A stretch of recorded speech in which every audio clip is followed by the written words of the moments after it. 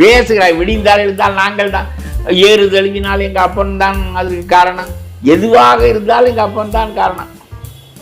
எல்லாம் இன்னொரு ஆட்சி வந்தால் எல்லா பேரையும் எடுத்து விடுவார்கள். லெனின் சிலையை எடுத்து விட்டான், உன் அப்பன் பேரை எடுப்பதற்கு எவ்வளவு நேரம் ஆகும்?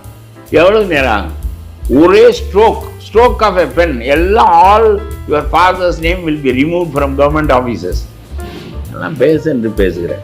முதல்வர் ஸ்டாலின் தன் தந்தையான கருணாநிதியின் பெயரையும் சிலையும் எதிலும் நிறுவதே குறியாக இருப்பதாகவும், அடுத்த ஆட்சி மாற்றம் வந்தால் உன் அப்பன் பெயரை எடுக்க எவ்வளவு நேரமாகும் என பலா கருப்பையா பேசிய வீடியோ வெளியாகியுள்ளது. தமிழக இலக்கிய மேடைகளில், அரசியல் மேடைகளில் விமர்சகராக வலம் வருபவர் பலா கருப்பையா.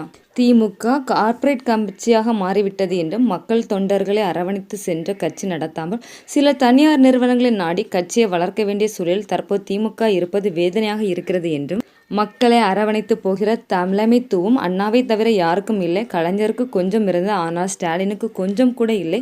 கடந்த ஆண்டுகளில் திமுகவில் இருக்கும்போது ஸ்டாலின் தன்னை பார்த்தது இல்லை என்றும், நானும் அவரை பார்க்க செல்லவில்லை என்றும், தற்போது நான் பல கட்சிகளிலிருந்து மாறிக்கொண்டிருப்பதாகவும், கட்சி மாறு என்று என்னை சொல்லிக் கொண்டிருக்கிறார்கள். உண்மைதான், நான் கட்சி மாறுகிறேன், ஆனால் கொள்கை மாறாதவன். தனித்துவ தமிழ் அரசியல் தான் முன்னிறுத்தி கொண்டிருக்கிறேன் என்றும், சுயமரியாதை இழந்த கட்சியில் இருக்க வேண்டிய அவசியமில்லை என்றும் தான் திமுகவிலிருந்து விலகியதாகவும் கூறியிருந்தார். தமிழ்நாடு தன்னுரிமை கழகம் என்ற பெயரில் புதிய கட்சியை தொடங்கி வழிநடத்தி வருவதும் குறிப்பிடத்தக்கது.